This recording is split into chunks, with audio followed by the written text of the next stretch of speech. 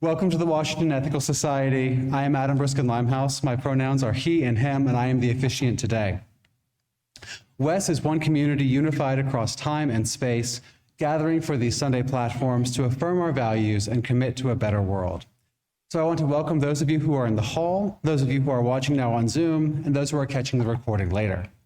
If you are on Zoom, please check the chat for a welcome and various tips from Joe Klein, today's Zoom chat usher. If you're here in the hall and would like an assistive listening device, please ask the sound team at the back. Additionally, if you are so inclined, there are some fidgets and doodling materials in the hall out there that you are welcome to grab and use.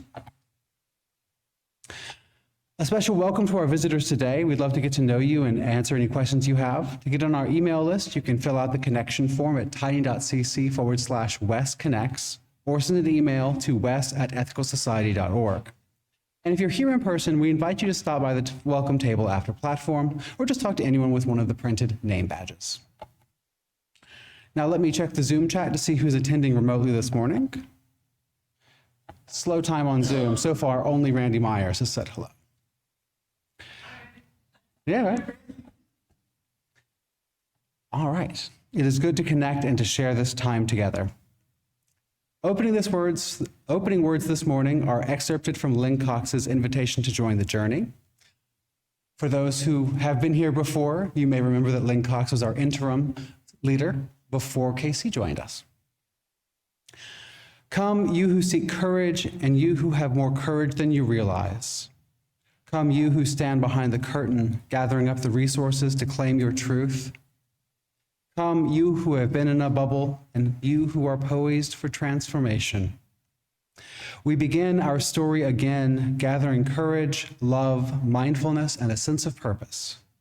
We gather as people of all ages, of different abilities, different backgrounds, and different perspectives.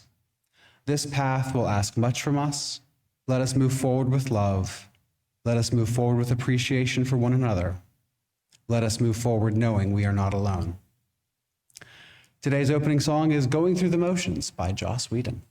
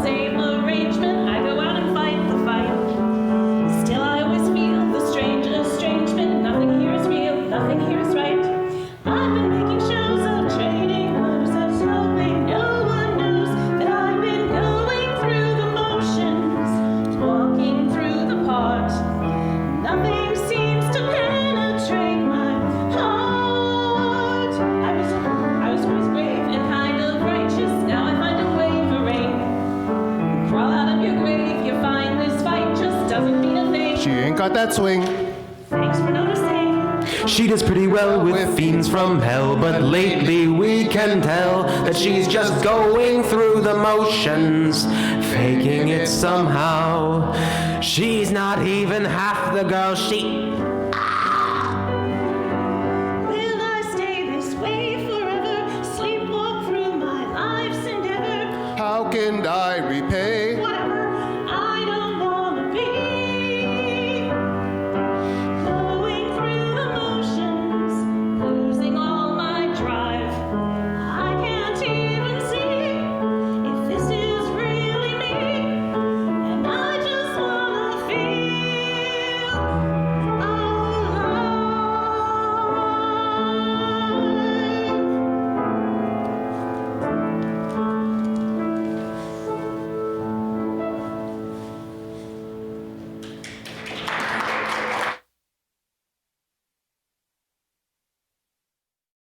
Week we read our statement of purpose as a reminder of our shared values. If you are interested in taking a turn to read the statement of purpose, you can sign up at tiny.cc/read SOP. Today's reader is Shayla Bakum, who does scout stuff and all other cool, fun stuff as well. And sit. Yes. Yeah.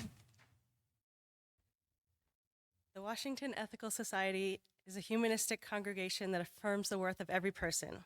We strive through our relationships to elicit the best in the human spirit.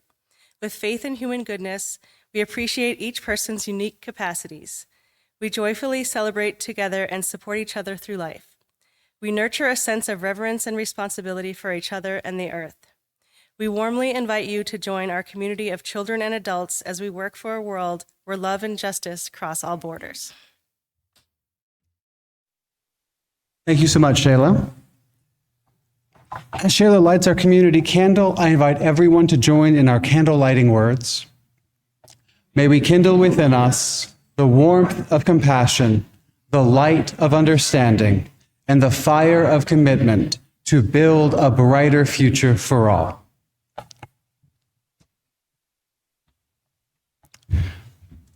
Let us now enter into the centering time of our platform.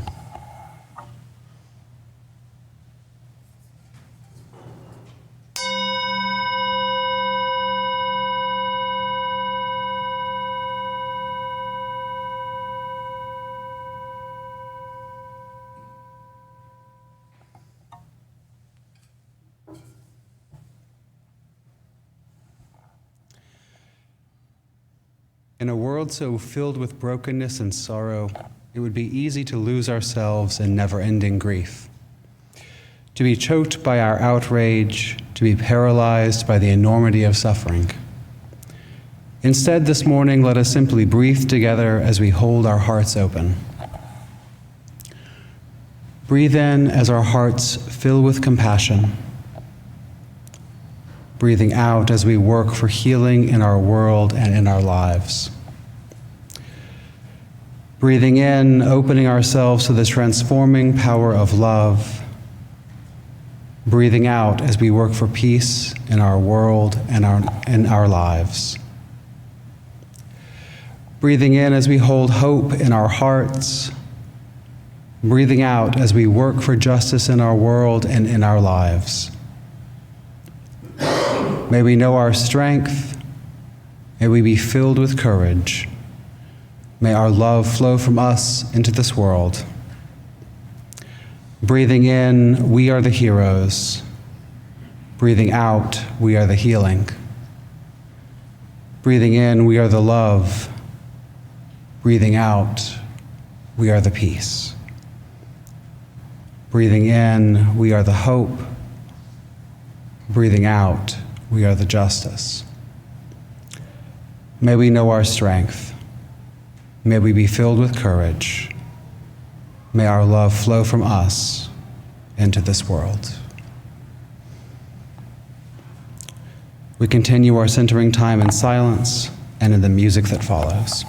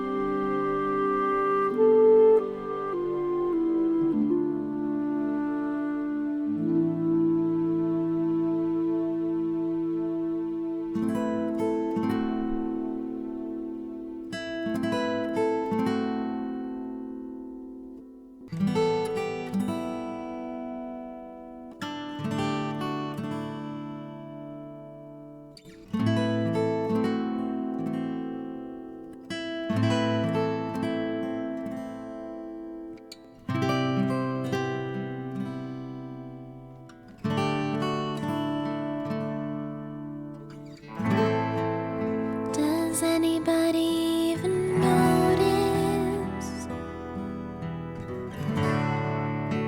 Does anybody even care?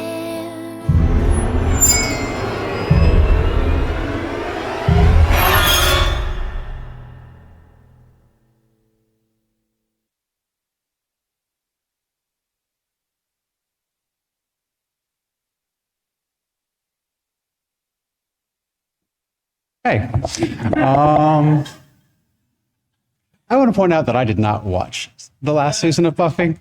I did watch a fair amount of it, but I didn't watch as much of it as, say, Babylon 5 or Star Trek. So very few of these references am I getting.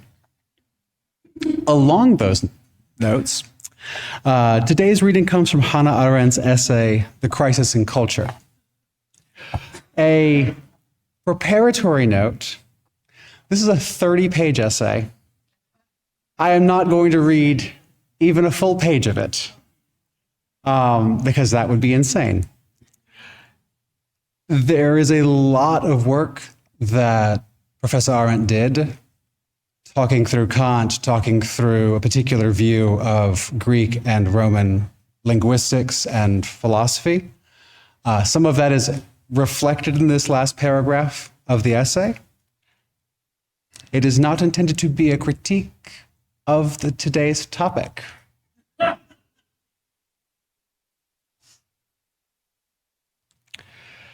She writes, "This humanism is the result of the cultura animi, of an attitude that knows how to take care and preserve and admire the things of the world. As such, it has the task of arbitrating and mediating between the purely political and the purely fabricating activities, which are opposed to each other in many ways. As humanists, we can rise above these conflicts between the statesmen and the artists, as we can rise in freedom above the specialties which we all must learn and pursue.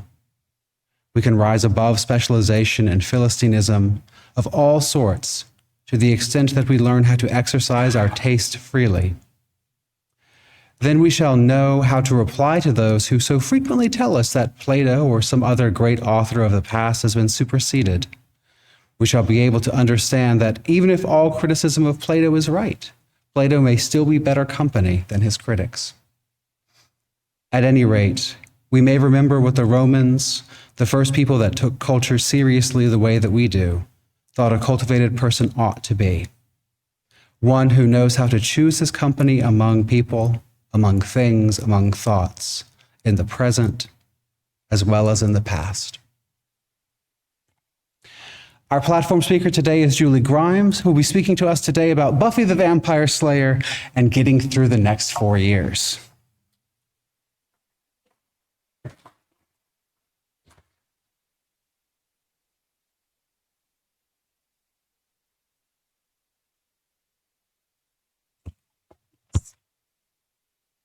Before I begin the platform, we need to do a little bit of housekeeping. The first is, I had the flu a few weeks ago and my voice is just not still there, so I apologize. The next is a really important one, which is the creator of Buffy the Vampire Slayer, Joss Whedon, is an incredibly problematic person. And we would have to do an entire other platform on when or if or whether how we separate the art from the artist. I'm just going to address it how I normally address it with people, which is if I threw out every book written by a shit human, I would have empty shelves. And if you've been to my house, you know I've got a lot of shelves. Now, shit human is not exactly in our sort of ethical standpoint about what people are, but if I threw out every book written by someone who wasn't exactly eliciting the best in themselves and others, I'd have empty shelves. Isn't quite as pithy, so we're going with that. And we're moving on. The second caveat is if after this platform you get inspired to go out and binge watch Buffy the Vampire Slayer, just know that just get through the first season, okay? It's actually fun, it's campy, but you know what? The rubber monsters are particularly rubbery, and the dialogue is very Southern California 1990s. But after that, as Karen, who did start binging it, said to Karen Schofield-Laka, well, there's 7 seasons of this. There's got to be a reason for that. I assure you. So this is my favorite show. And when I said, and I planned, I was like, I'm going to do this from season 6 and season 7. I wish I had cut it down a little bit and just chosen one. Because I said to the tech team, I said, I'm going to need a handheld mic because just like Casey, I like to wander. Well, I found when I was prepping this that when I talk about this show, my mouth also wanders. And so I found that it's just going to be a skim. This is not going to be as in-depth as I originally had meant it to be. Otherwise, we'd be leaving here at 2. And I think you all have plans for the day. So who is this Buffy person anyway, right? I am hazarding a guess that the majority in here may have never even heard of Buffy the Vampire Slayer. Can I get how many people have heard of it before? How's that? Oh, yay! Hooray! Okay, how many of you have watched it? All right, sweet. How many of you have heard the term the big bad? Okay, less of you, I'm amazed. That show coined that phrase. If you've ever heard, this is the big bad we're facing, that came from Buffy. Into every generation, a slayer is born. One girl in all the world, a chosen one. She alone will wield the strength and skill to fight the vampires, demons, and forces of darkness, to stop the spread of their evil and the swell of their number. That's a lot of pressure. That's a big job. She alone? Well, she's not. That's the point of the show. She's not alone. As Spike, my incredibly problematic but very favorite character of this show, says one time, this Slayer's different. This one's got friends. Spike had killed 2 previous Slayers. They didn't seem to have a very long lifespan, but she does because she's got these friends. Who are these friends? Well, you have Giles. He is her watcher. He is an older man. He ends up being a father figure to her. The watchers are supposed to be somewhat detached and mostly just document what happens to these Slayers, sometimes give them some training and guidance, but Giles becomes essentially her dad. You have Willow, who begins as a uber nerd, super hacker, and becomes pretty much the most powerful witch in the world. And then you have Xander, who is Joss Whedon's self-insert, who's just supposed to be that regular guy. Xander's a problematic character too, just so you know. Even though she's not going to come up in as much as I talk about season 6 and 7 for the themes that I'm talking about, that is. I want to give a special mention to Tara, who is Willow's girlfriend. And the reason for that is because Tara was so important to the fandom, particularly the queer fandom. Because unlike so much else in the 1990s, their relationship was not a fetishized ratings grab for the male gaze. It was a true relationship. It was a healthy relationship, certainly the healthiest on the show and possibly one of the healthiest in television, period. And at a time in the late 90s and the early 2000s, the queer community did not have that in their culture. It is an important breakthrough for that show. So, some other major plot points we have to do for our housekeeping.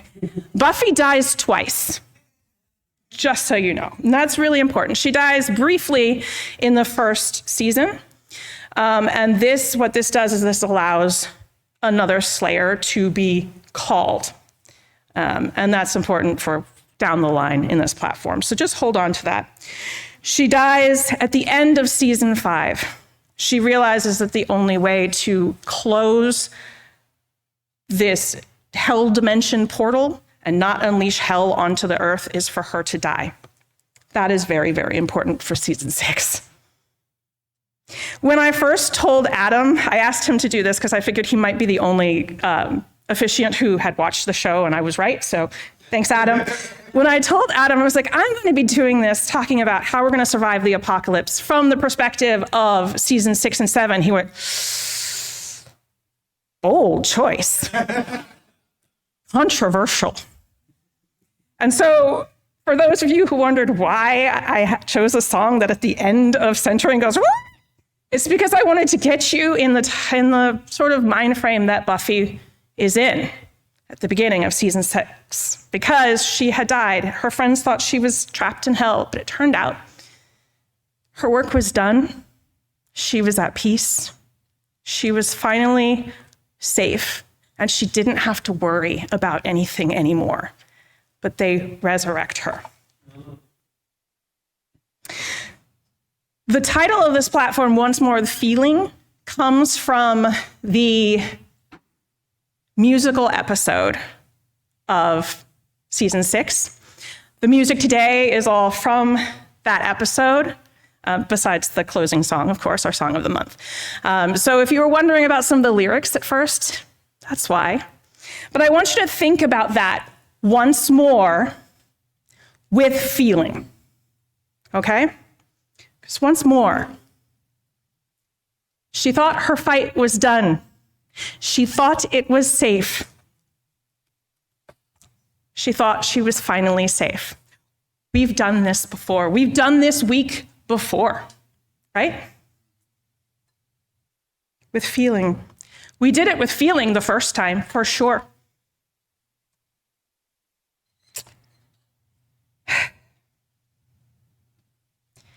You see, season 6's Big Bad at first looks like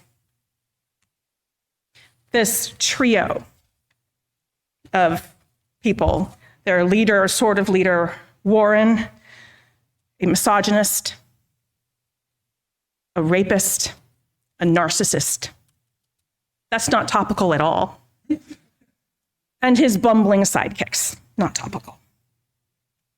But it turns out that the big bad of season 6 is, in fact, life itself. So when Buffy comes back, thinking her fight is done, her reaction is apathy. She just wants to feel alive. She's just going through the motions. There was an article before that, I'm going to talk about this. So in 2017, the day after, 2016, the day after, when everything went wrong, Amanda was like, we're going to get a vigil together. Can somebody come sing at that? Yes, I will come. We did a really quick run through and we sang this song. Chorus got together and we sang to each other. Everybody hugged. 2024, KC thought we needed the same thing. And I might not be the only person who did this, but what I looked at, I looked at my phone and I went, nope. I didn't want to be here. I didn't want to be around anyone, not a single person. I just couldn't do it. And anytime my phone would start dinging with notifications, nope. And New York Times, you can F all the way off with your notifications. That's how I felt. But speaking of them, one of their notifications this week, and I think I wasn't the only one feeling this way. The resistance of 2017 is the resignation of 2025. She doesn't really want to be around her friends or connect with them anymore. She disconnects from them because she doesn't want to let them know the pain she's in. She's the hero. But they're doing their own disconnections too. Each of them, Willow, Xander, Giles, they're all going through things as well. And before, when they would come together, that's how they fought the evil. Even, in fact, in season 4, there's a spell that gets each one of their best qualities and puts it into Buffy so she can fight the most underwhelming big bad of the whole series. But that being said, before they were always together, and in season 6, they're not. And ultimately, because of this distance, it's one of their own. It's Willow, who almost causes the apocalypse. And it's Xander, unfortunately, who needs to remind her that it is love and connection that makes all of this make sense. And that's going to be really hard for us right now. Because for many of us, the people that we love, it feels like they want to end the world in some fashion. And maybe it's because of their own fears, maybe it's their own pain. But they don't see that bringing the apocalypse ends those that they love too. So, though Willow physically hurts him over and over and over again, he has to keep saying, I love you, even though you're not a very good person right now, to eventually make her stop destroying the world. Now, I recommend doing this if you can and if it's safe for you. For some of us, that's not going to be very safe. But if you can, it might be a way forward. Of course, Xander is the cis-het white dude, so it was kind of safer for him than others. Maybe it was appropriate. I always wondered why he got to save the world now. With, in this moment, I kind of understand, I guess. In season 7, the big bad is the first evil, just evil. That's the very first evil that was disembodied. He needs actual physical people. In this case, another narcissistic, chauvinistic man, Caleb. Babe, I hadn't watched the show yet when I named you. I apologize. He's named after a much better character in fiction, so. Their goal is to go around and kill all the potential slayers that could possibly be called in order to win, in order to finally be evil. So all of these slayers or potential slayers are then gathered to Buffy for protection, but they're also trying to train them to get them to be able to fight this evil. So they get there and they're newbies. They don't know what they're doing. And they screw up a lot. So for those of you who have been around WES for a while, you might remember in 2017, we suddenly were a much, much bigger congregation. We expanded so much that we had no room in these seats.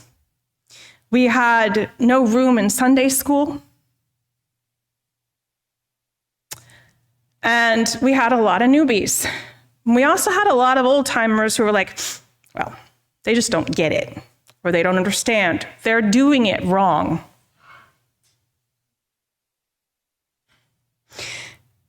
We had to learn at that time, of course, and we had to teach people that intention and impact are not the same thing.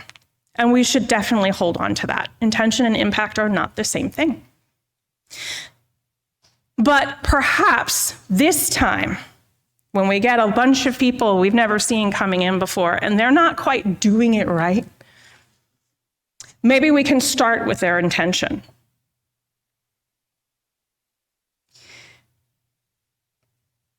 Of course, I'm not saying that we don't have a right to be angry, and I'm not saying that we don't have a right to say, sometimes you're not doing it the best way. I'm just asking that this time maybe we're a little kinder when we do it. Maybe this time when people want to help, we play to their strengths because they're going to get it wrong. That's just the way it is. Whenever somebody comes to something new, whenever particularly they're trying to do good, they don't understand what's come before, and it's okay to educate them. This time, what I'm asking is that we don't simply slap a label and tell them to go sit in the corner until they get it right. This time, let's educate. Let's educate them instead of labeling and instead of pushing out. Because we didn't just collapse or get so small because of the pandemic. That was definitely part of it, right? We thought we were, after the pandemic, that was hard. But also, when things looked better, there wasn't as much of a need to come back and have that community. But I think some of it too was that we did a lot of labeling. And I don't mean just us. I don't mean just WES. I saw a lot of labeling happening all over the place. People who would try to start doing something and maybe they were a little tone deaf, maybe they were a little white, but we didn't take the time to explain. We just said, you know what, you're A, and we pushed them out. And we said, well, you know what, if you can't learn, we don't really need you anyway. Well, when you're fighting evil, you need every bit of person who's willing to fight it with you. And I think that we saw what happened when the people we told we didn't need didn't end up showing up. We need everyone. We need everyone who is willing to fight evil. There are 2 redemption arcs in this season of Buffy as well. Now, redemption is not something that we talk about in this space. That's very Judeo-Christian, right? It's not, we don't really think about redemption. I will say though that all of my favorite stories have a redemption arc, every single one. And I think that I connect with that in particular because I am my own worst critic and I beat myself up a lot. And I need to see that maybe, I did something wrong, I can make it better. When you see somebody who's really evil, though, and they get better, that's empowering. So my favorite character, Spike, as I said, does something really bad at the end of season 6. And the moment he realizes he's done it, he is horrified. Spike is a vampire, and in this universe, vampires have no souls. The only other ensouled vampire had it as a curse, and it made him better. This is why I'm a Spike fan and not a Buffy fan, if you're familiar. Or sorry, not an Angel fan as much. So he goes off to do the hard work of becoming a vampire. He actually has to go through horrific trials in order to earn his soul, not be cursed with it, earn it.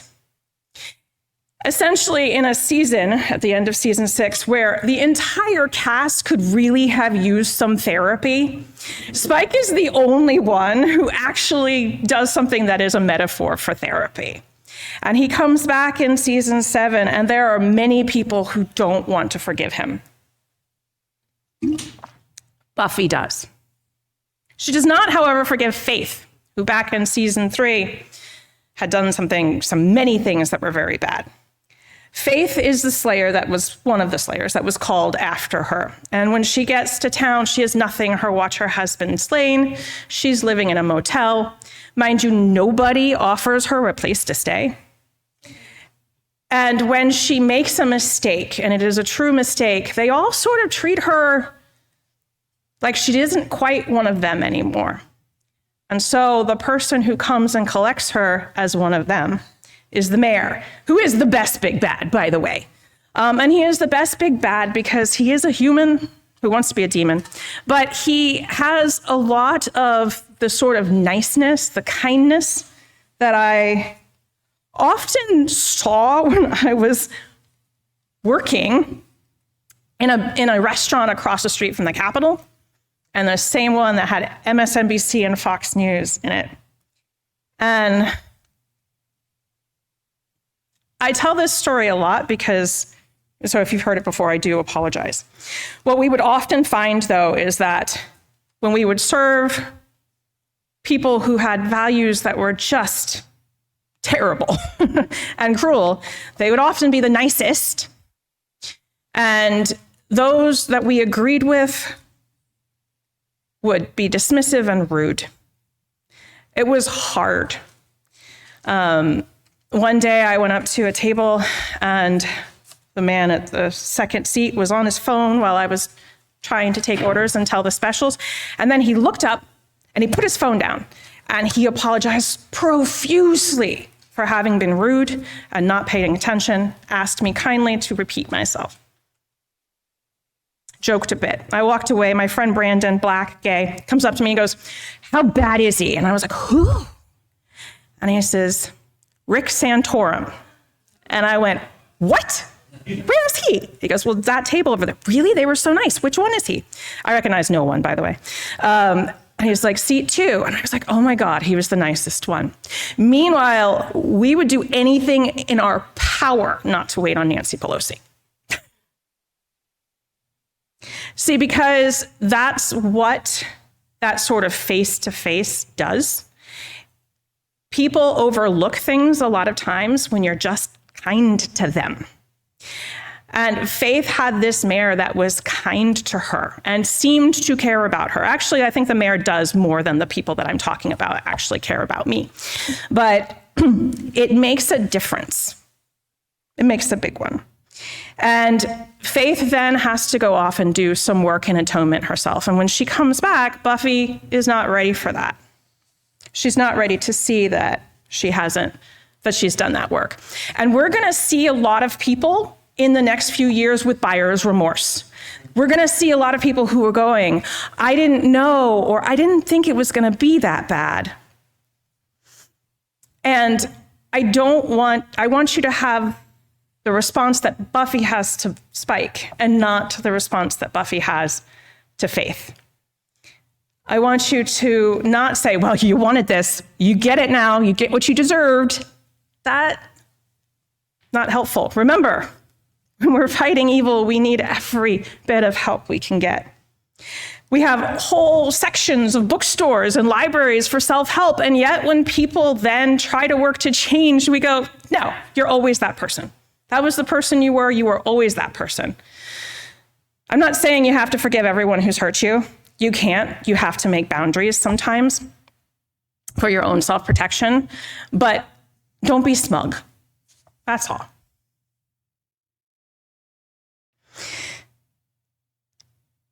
In this season as well, Buffy forgets a little bit of what she learned in season 6 because we're human and we make the same mistakes sometimes.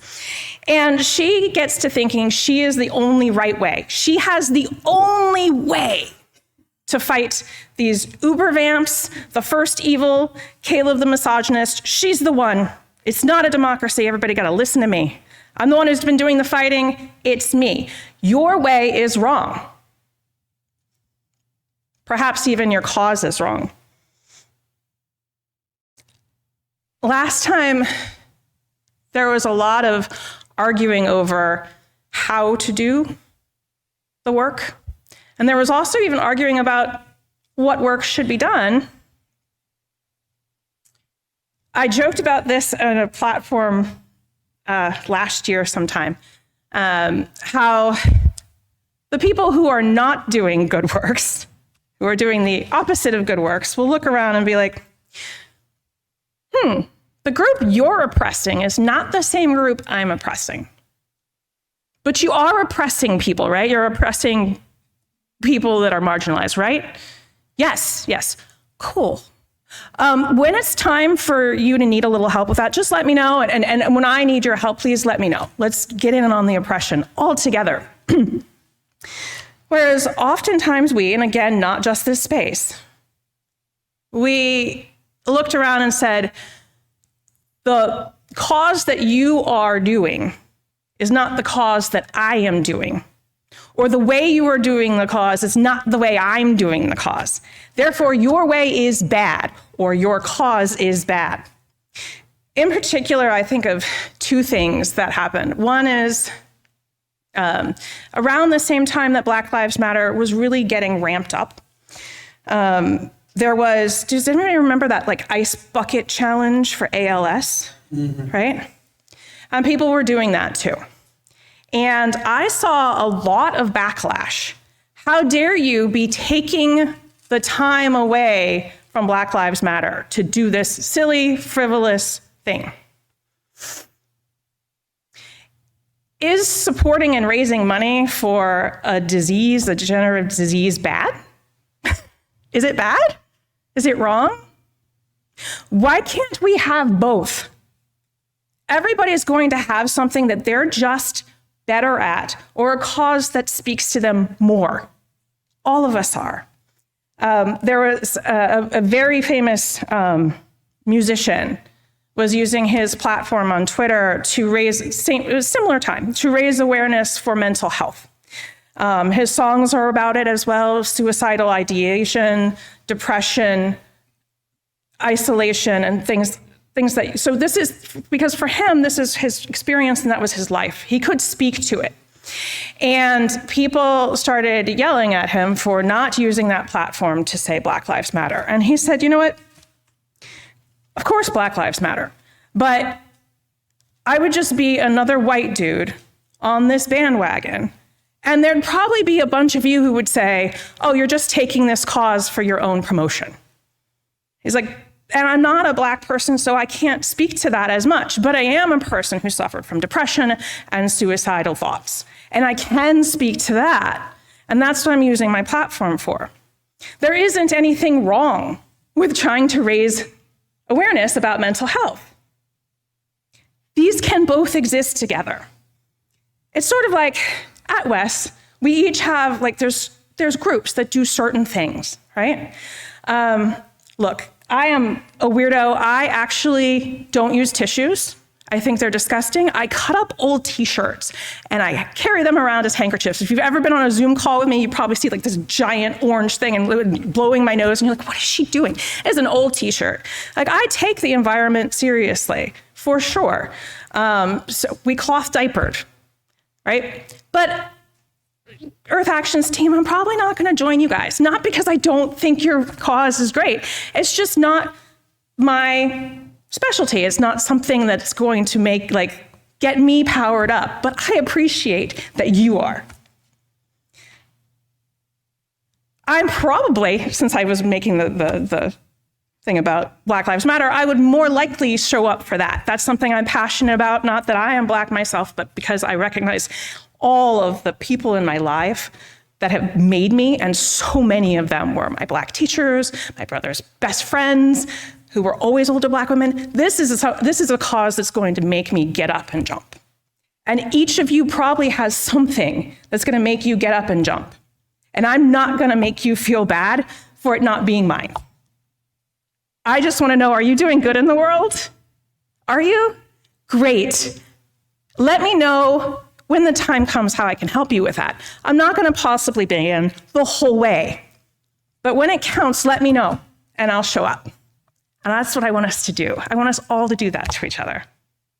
We can inform each other, we can encourage each other to show up. Sometimes we're not gonna be able to show up for each other just because.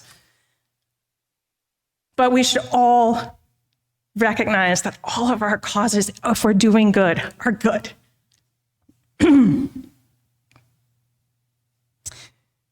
Fortunately, Buffy finally gets her head out of her butt and they all come together and they fight the vampires and they win. Spike is the champion. It's great. It actually ends great. Some people don't think it's like, actually, I think it's one of the better season finales or series finales. Buffy does do a lot of speechifying though in that season. It can be a little tedious sometimes. But I want to leave us with this. It's from one of her speeches. There is only one thing more powerful than evil, and that is us.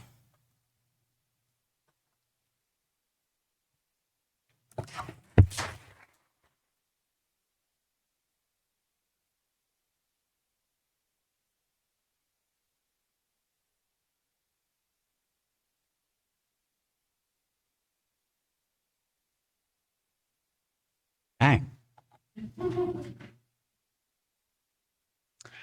Thanks, Julie. In a few minutes, we will have our community sharing time when you can write into the chat or share in person about what resonated with you in this platform. While we listen to today's musical response, you might prepare by reflecting on a personal experience or an activity at WES that brings the platform to mind. Please distill your thoughts to a single idea that you can share in 1 to 2 minutes. If you have many thoughts, please save them for after platform. When you are encouraged, find someone you don't already know really well, maybe even someone you don't know at all. Strike up a conversation.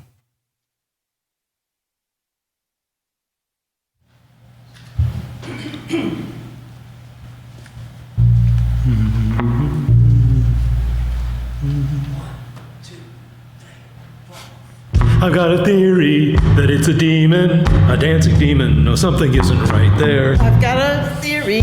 Some kid is dreaming, and we're all stuck inside his crazy Broadway nightmare. I've got a theory, we should work this out. It's getting eerie. What's this cheery singing all about? It could be witches, some evil witches, which is ridiculous because witches, they were persecuted, wicked good, and love the earth and woman powered. I'll be over here. I got a theory. It could be Bonnie's.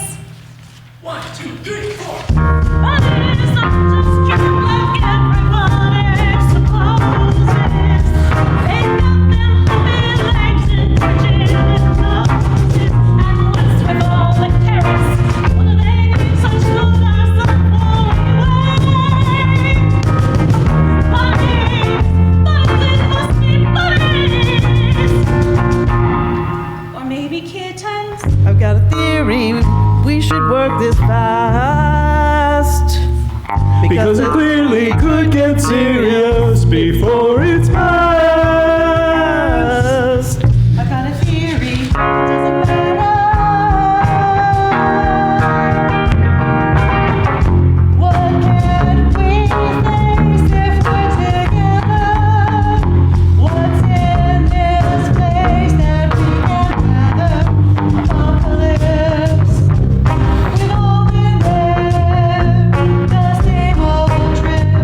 Why should we care? What can we do if we get in it? We'll work it through within a minute. We have to try. We'll pay the price. It's do or die.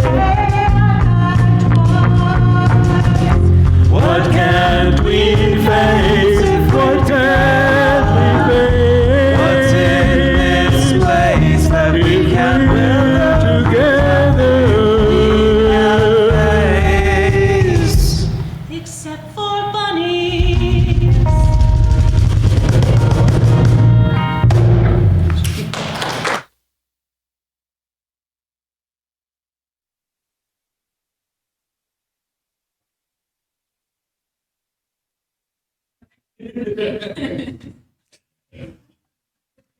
It's possible that Joss Whedon watched a little bit too much Monty Python. Not saying that's what happened, just putting it out there. This is the time when we add our own voices to the morning, sharing our reflections on the platform or what resonates with our personal experience.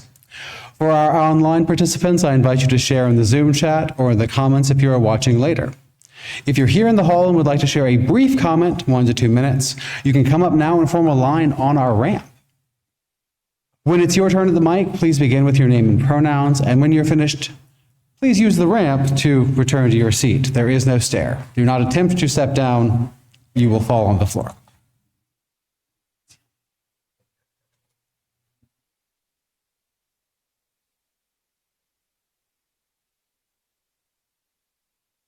Good morning, Perry, he, him. Julie, I was appalled to hear the part of your talk about how poorly, apparently, we treated some newcomers back in 2017 or thereabouts.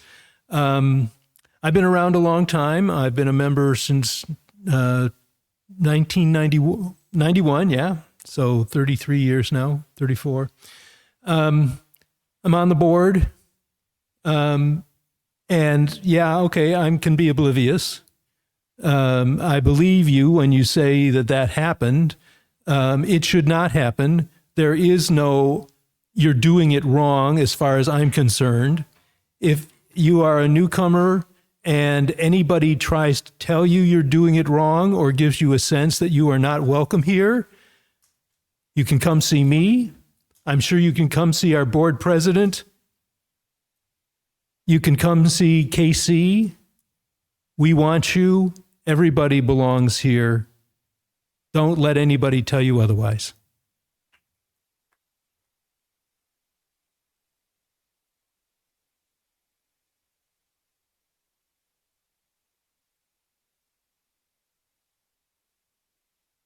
Hello, my name's Eleanor. I use any pronouns. And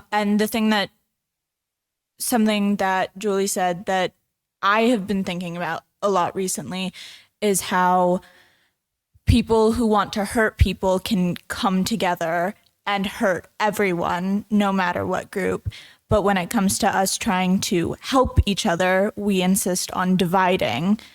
And during that platform, just the thought popped into my head of what if all of us came together and we all made signs, went to the streets, not just for one cause, but for all of them, and how much of an impact that would make, and how it would show that, no, there isn't just a small group of people who cares about this one thing.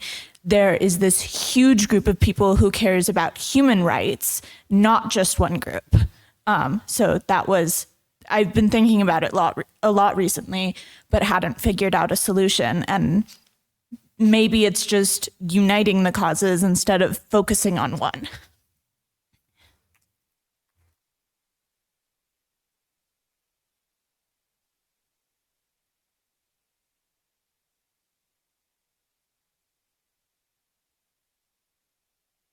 Yes, hello. Hello, everybody. Jeff here.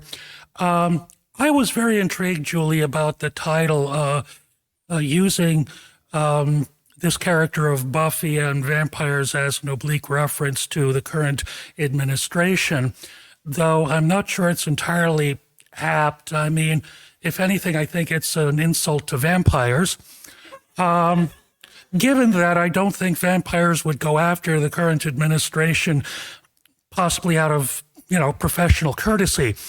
But when you had talked about resisting the urge to say, well, I told you so, to those who are going to experience buyer's remorse. And as long as you're talking about TV series, let me mention one of my favorites, which I see on the WETA UK channel, which is a series called Foyle's War. And in it, the actor Michael Kitchen plays Detective Chief Superintendent Foyle in World War II England. And it's about how he deals with cases arising from different topics ranging from espionage to theft to murder to German prisoners of war, and not the least of which is the American invasion and his onslaught, the basing of the Americans in World War II Britain anyway. And there's one episode in which a disgruntled underling decides to set up Foyle's sergeant for the murder of the sergeant's wife. And at the end of the episode, he's identified the culprit who has spread these malicious rumors. And the culprit says, well, I never wanted it to go this far. And the appropriate question that Foyle asks is, well, just how far did you mean for it to go?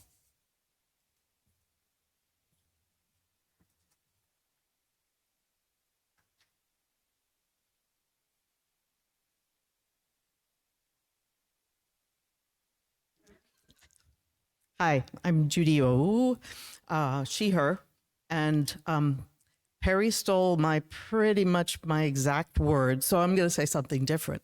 And I look forward to finding out what we did wrong to have people feel that way.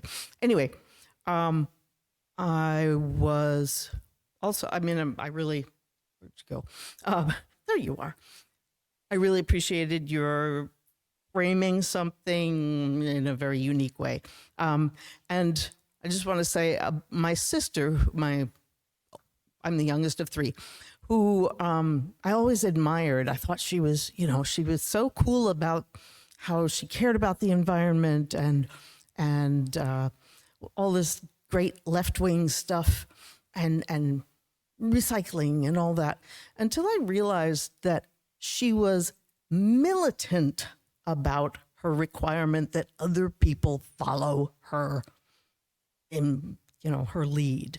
So that was something that helped me realize, you can be doing good stuff and still be really unpleasant. And the other thing that I remind, so I think it was last week when Casey, or maybe it's a couple weeks ago, reminded us that not everybody has to come on board. You do need a large number of people who care about, good stuff to turn the tide. And the other thing I had been thinking about, the people who, we'd be tempted to say, well, I told you so, to are people who probably will continue to not understand the connection between their decision and the results of that. They will continue to misunderstand. It's just the big bad, Democrats who broke everything, because they've already been brainwashed. Anyway, so I think it was 3.5% or something of people in the country that needed to, move forward. Anyway, thank you. Thank you, Julie.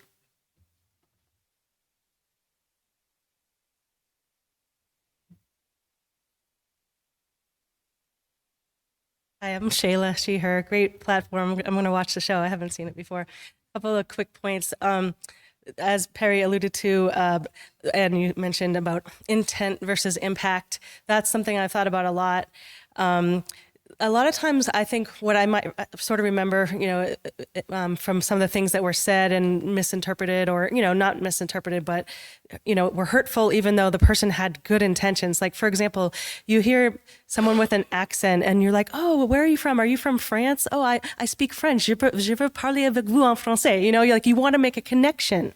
But a person is like, oh man, my accent, it's so audible and so noticeable that, they feel bad about it. So there's both sides. Like, the person is actually trying to make a connection, if you can try to think of it that way. Another other quick thing I wanted to mention is I'm listening to this Audible. I don't know if you guys have Audible on your phone. It's such a great app. I'm listening to this. It's called The Demon Haunted World, Science as a Candle in the Dark by Carl Sagan, and it's narrated by Carrie Elwes, who played Man in Black in The Princess Bride. Anyway, such a great thing. The Demon Haunted World, Science as a Candle in the Dark, on Audible. Thanks.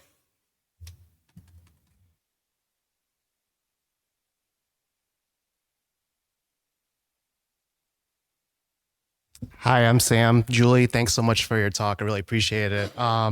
Really resonated with a lot of the feelings I have about everything that's going on today. And also, Buffy was like pretty much the first series I ever binge watched in the late 90s and early 2000s. So this was awesome. And shout out to my brother who introduced me to it. He might be watching. So I really like what you said about don't label and instead let's educate. Because, when we label, that really doesn't, really alienates people. Like, for example, back in the day when, for example, like labeling the other people who don't vote the same way we do as deplorables, for example. And I think that was really, something like that. It just really doesn't allow for conversation. And I really like what you said about redemption. And it reminds me of Daryl Davis, the musician who, he just by talking to members of the KKK and like befriending them, he was able to get, I think, directly and indirectly convert 200 KKK members and for them to give up their robes. So I think that way of doing things is just a great approach rather than just alienating those who may not have the same views as us. So thank you very much, Julie.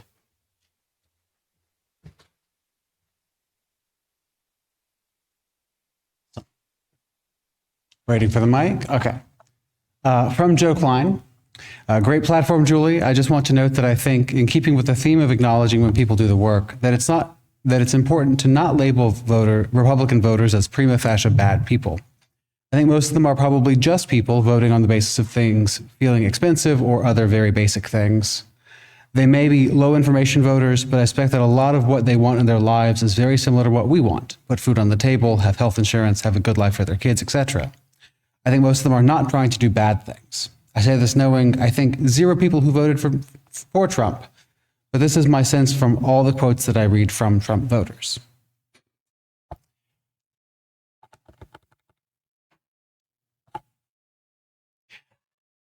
That is Joe's comment. I'm going to keep my own comments to myself today. Thank you to all who shared their thoughts and attention. Just as we share our perspectives in this community, so too do we share our resources and gifts. Here at WES, we split all undesignated gifts in the Sunday collection between our operating budget and a fund dedicated to justice and compassion. Throughout the month of January, we have been sharing with Pink Haven. Pink Haven is a collective of organizations and individuals committed to trans liberation and joy and to growing community defense, mutual aid, and alternative systems of care for gender diverse people. In response to more than 550 legislative acts seeking to eradicate transgender people from public life, Pink Haven has emerged as a coalition of trans organizers, mutual aid groups, progressive faith organizations, queer associations, and individual justice lovers. Their work centers trans lives and experiences, particularly those of BIPOC trans and gender expansive people. Let's all take a moment to prepare to respond to the invitation to generosity as we are able. To donate online through the Breeze system, go to tiny.cc/wesgives or click on Give on our website, ethicalsociety.org. To donate in person today, just place cash or check in the basket at the back of the hall on your way out, and you can always send a check by mail. Thank you for your generosity. We will now receive your gifts and the gift of music. As we listen to the music, kids from our Sunday Ethical Education for Kids program will be joining us, or have already done so.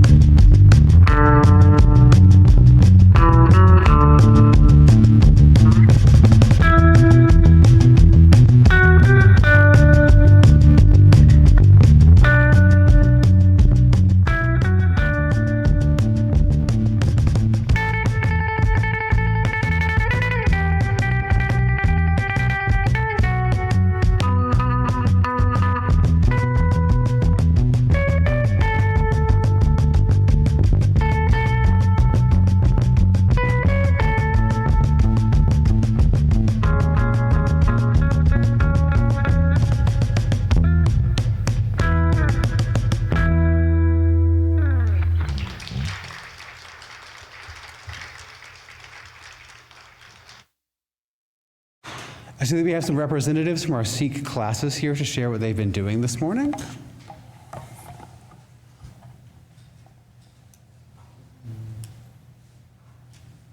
Will it work?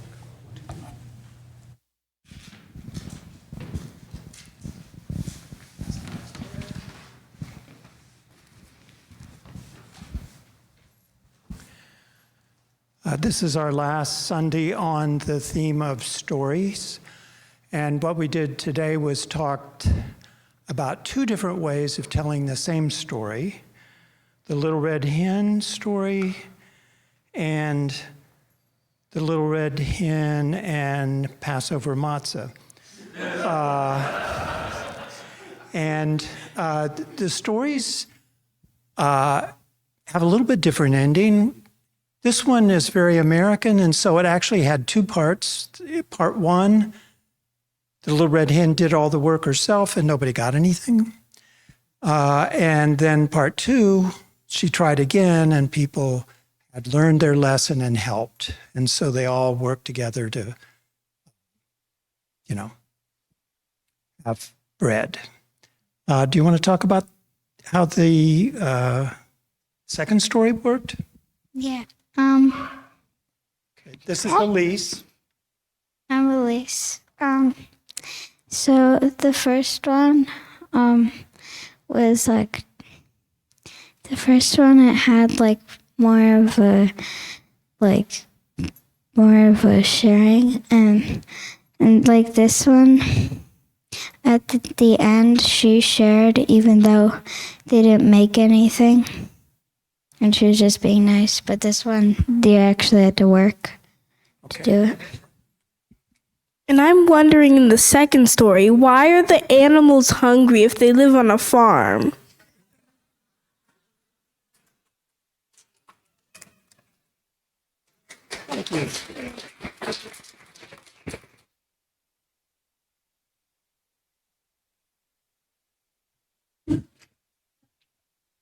Asking the right questions.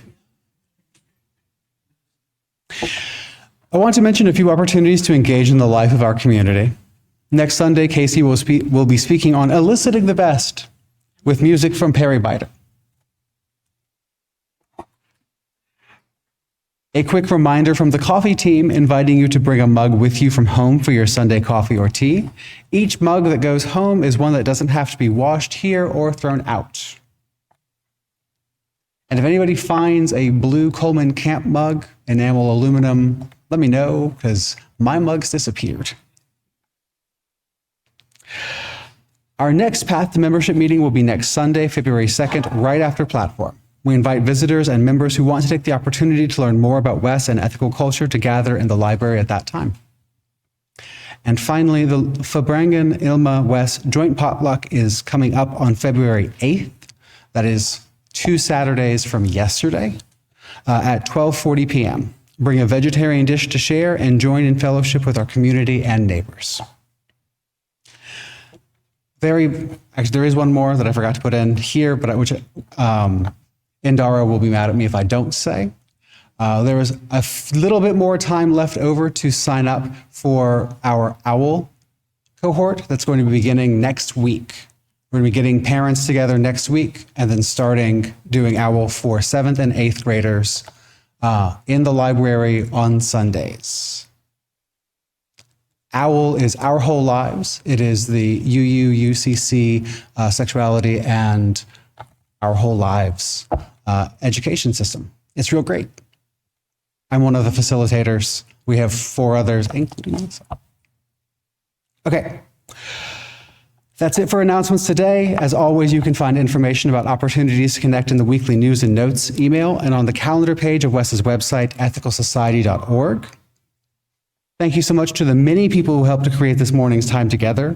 Today's platform speaker, Julie Grimes, and the WES Chorus and Band.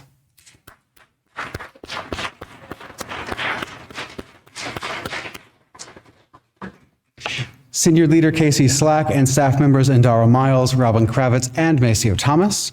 And of course, our platform production volunteers, the tech team members, slide artists, Zoom chat usher, in-person greeters, the caffeinator crew, and many Seek teachers.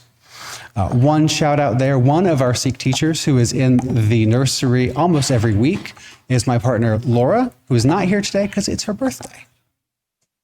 So happy birthday to Laura. Again, if you are new to our community, please introduce yourself in person or via the connection form at tiny.cc/WesConnects or an email to wes@ethicalsociety.org. At the conclusion of the platform, please join us for social hour either here or on Zoom at tiny.cc/Wes Coffee Hour. I now invite you to join in our closing sing-along and our closing words.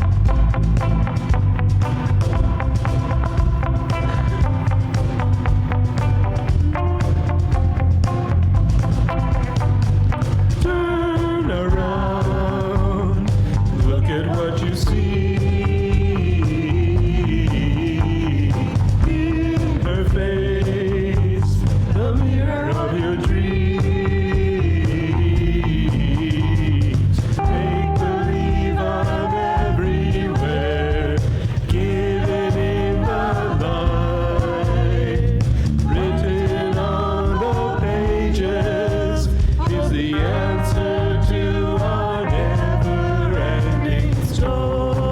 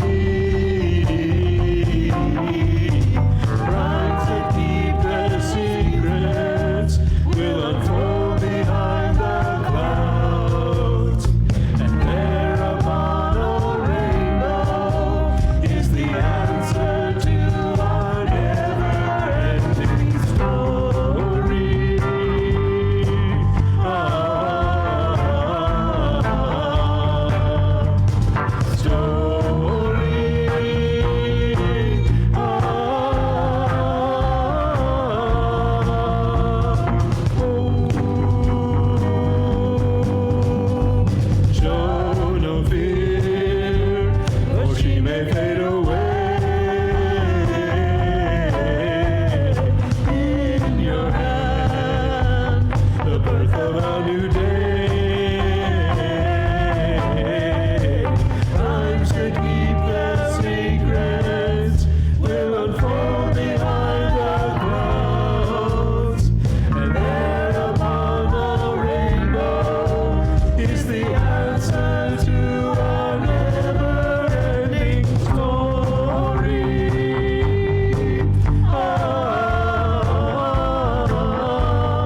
Never-ending story.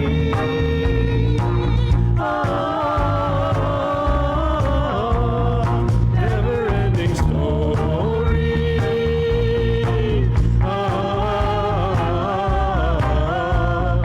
Never-ending